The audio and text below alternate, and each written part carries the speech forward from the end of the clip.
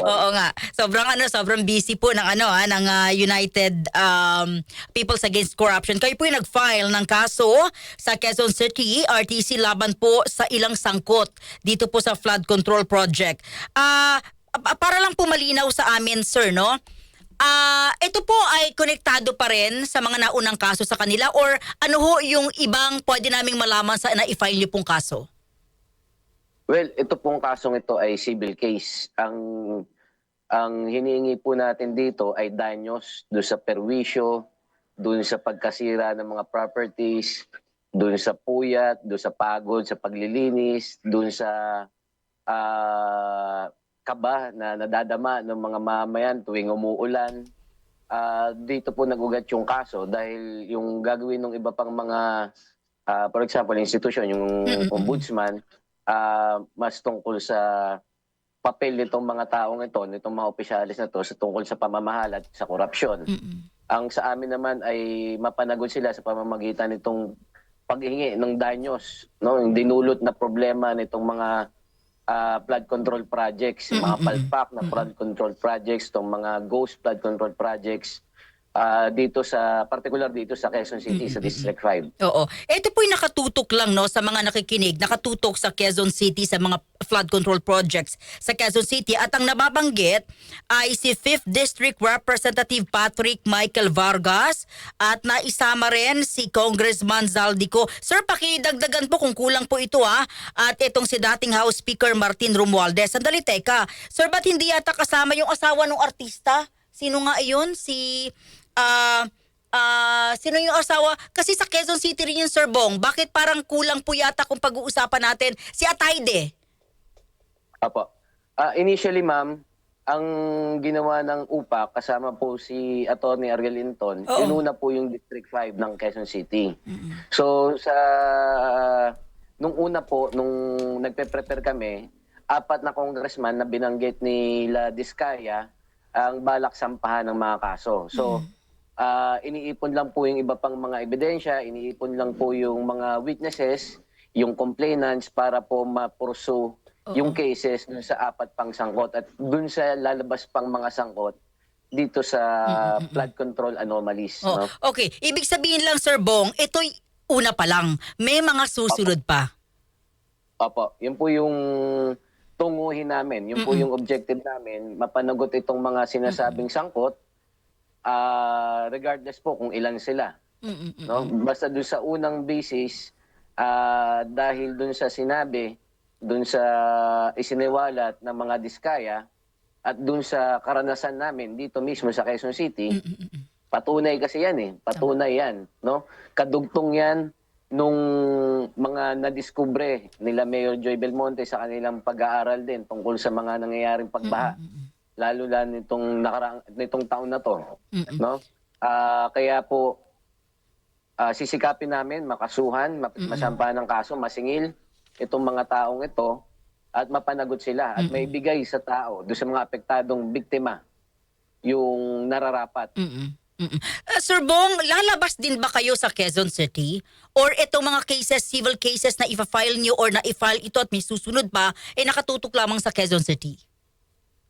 Well, may mga members po, may mga member organizations po ang UPAC kasi ito po ay isang alyansa na nagsisimula ng mag-gather ng complainants at mga evidence sa Bulacan, sa Caloocan, sa Valenzuela, di ba pang mga lugar.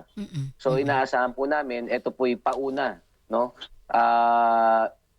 Ma-encourage ba yung iba pa nating mga kababayan na sundan yung aming ginagawa kasi po, sa totoo lang, yung case na to dahil civil case, at ang sinisingil namin dito ay 1 billion. No? 1 billion ang sinisingil namin dito sa mga respondents. Malaki po dapat ang babayarang court fees, no? Ang ginawang diskarte nila Atty. Ariel Linton, yung mga complainants since mga urban poor at o maralatang tagalungsod, pinanawagan doon sa korte na ilibre yung court fees para maisampay itong civil case na ito. 1 billion individual or etong mga pangalang binabanggit po ninyo na dapat magbayad ng 1 billion or bawat isa 1 billion? Cumulative po ata yan. Okay, oo. Cumulative. Yung 1 billion, ano pong basihan nyo doon, Sir Bong? Well, dun sa mga data na available, for example, dun sa projects and contracts monitoring app ng DPWH, ang cumulative, ang total na budget na nailaan sa District 5 ng Quezon City ay from 2023 to 2025 ay close to 3 billion. Okay, mas malaki. Oo. Batay po dun sa napag-alaman ng Quezon City Hall sa kanilang pag-aaral, ang involved na pera, ang involved na budget do sa 4 na distrito, do sa 4 na congressman ay around 17 billion. No? Sa flood control projects pa lamang ito. Wala pa yung iba pang infrastructure projects. 17 billion pesos ang involved na pondo na ginamit nitong mga congressman o yung kanilang hininging budget para sa kanilang mga distrito. So 17 billion po yun. At lumalabas, karamihan, if not all, dito sa mga flood control projects na to ay proven ineffective. Dahil hindi sumunod sa drainage master plan ng Quezon City. Ang iba pa nga ay nagpalala lalo ng pagbaha dahil hindi ito batay dun sa pag-aaral, hindi batay sa siyensya, no? Talagang parang naging pet project lang. Sir Bong, sa mga nakikinig sa atin, saan naman mapupunta if ever katigan ng korte itong 1 billion na civil case laban sa mga nababanggit? Saan po mapupunta yung 1 billion na yon? Well, dun sa mga complainants at dun sa identified na affected na mga individuals and families. Korte po yung magde-decide kung paano po i-distribute yan, hindi po kami. Korte po yung magde-decide at yung paano yung sistema. No? Sa tao po babalik yan. Kaya nga po maganda dito sa civil case, no, aside dun sa isasampang kaso, hopefully nung ombudsman at nung DPWH, ito po, diretso sa tao yung magiging kapakinabangan pag nanalo yung kaso. Kasi yung abala nila, yung naramdaman nilang masama, masusuklian po ng halaga. Sir Bong, more or less, gaano karami po yung mga complainant? Right now, ma'am, sample size lang po yung inano namin, no? Yung in-include namin sa kaso kasi for practicality, ilan lang po yung sinama naming signatories doon sa complaints. At syempre yung sa batas po kasi yung sample lang eh. Hindi po kailangan kumbaga exemplary lang po yung kailangan pumirma dahil kung lahat po nung affected ay papipirmahin at magko-complain, grabe po yung dami nun. Okay, ano po ang inyong mensahe sa ating mga kababayan? Kasi baka ang sumunod nito sabihin po ng mga nababanggit, particular nito mga politiko na ay nako, politika lamang yan at baka merong nasa likod niyan. Yun po yung palagi naman nilang sinasabi. Ang maganda po do sa mga kababayan nating isipin ma-encourage dito, no? Hindi po pwedeng hayaan natin na pagnakawan lang tayo at hindi sila pagbayarin. Maganda pong maglakas ng loob, lalo na po yung mga organisadong mga puwersa, organisadong mga samahan na maglakas loob na singilin itong mga politikong ito dahil hindi naman maitatanggi na sila ang nagdetermina kung anong mga proyektong ito. Madalas sila din yung nagpapangalan kung sino yung mga kontratista. At lumalabas nga po dito sa mga expose, sila din yung nagdidikta kung magkano yung kanilang SOP. Pinagnanakawan po yung bayan, obvious naman po dahil kung tama yung kanilang ginagawa, kung tama yung budget na inallocate at hindi ginalaw, sigurado po hindi kami bababain. Wala pong babahain, no? Sa dinami-dami, sa laki ng pondong inilaan para sa pagbaha, para labanan yung pagbaha. Nasolve na sana yan. Pero hanggang ngayon po, kinakaharap natin yung hamon tuwing uulan, kung paano tayo mamumuhay ng normal.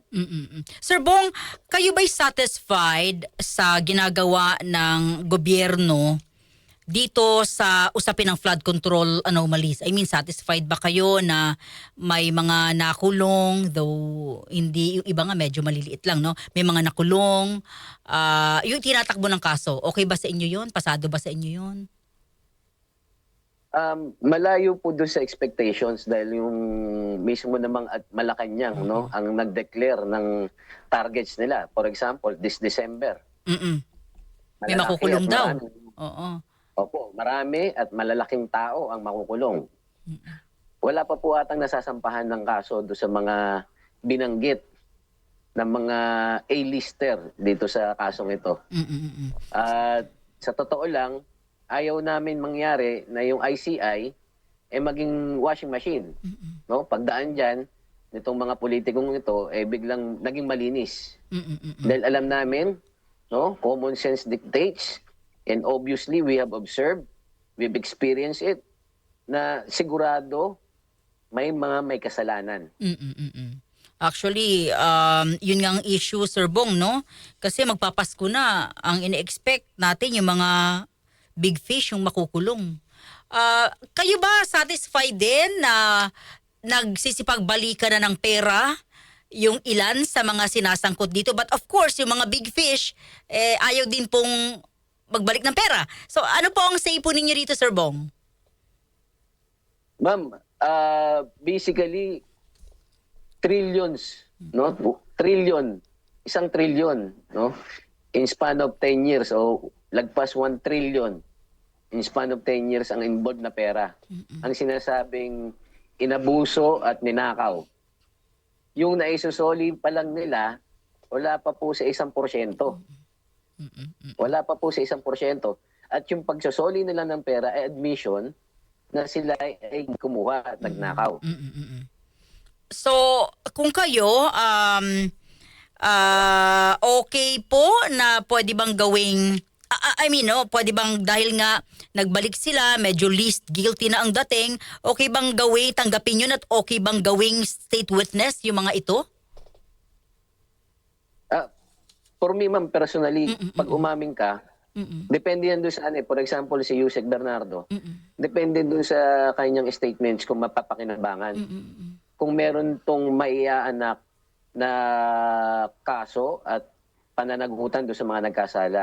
Otherwise, useless yan. Kung nagbigay sila, nagsoli sila ng pera, patunay yon ng kanilang pag-amin sa kanilang partisipasyon dito sa ginawang anomalya at dapat silang managot. Lahat po, ito po yung panawagan namin, lahat ng sangkot dapat managot. Parang lumalabas, Sir Bong, no, sa statement nyo, ilugi pa tayo sa mga binalik nila. Malaki pong lugi. Hindi ko nga po alam kung paano nila may susoli yung pinatalo nila doon sa Casino. sinasabing pinatalo doon sa casino. No? Paano isusoli yun? Paano yung mga binili na nila ng mga luxury items? May isusoli ba yun? Yung kanilang pinang-abroad, may isusoli ba yun? Hindi eh. Tapos nagdulot to ng sakit, nagdulot ng kamatayan, nagdulot ng unimaginable distress sa mga tao. Paano nila babayaran yun? Di ba? Okay, Sir Bong, ano po ang inyong mensahe sa ating mga kababayan? Sana po maging tulay kami, maging tulay at inspirasyon doon sa iba pa. Lalo na dyan sa Bulacan, no? Dyan sa yung mga lugar na grabe ang pagbaha. Gawin nyo itong pamamaraan, itong ginawa nila at Attorney Ariel Linton at ng aming samahan, itong alaming alyansa, maaari itong gawing modelo para sa ganun makasingil tayo, makabawi tayo kahit papano. No? Habang yung iba pang mga proseso ng batas ay umiikot, tayo naman makagawa, tayong mismong mamaya makagawa ng paraan para may pagtanggol, mapanindigan natin yung ating karapatan. Sir Bong, maraming salamat po sa iyo. Maraming salamat din sa United People Against Corruption. Mabuhay po kayo. Good afternoon. Salamat po. Maraming pong salamat. Merry Christmas po. Merry ma'am. Christmas.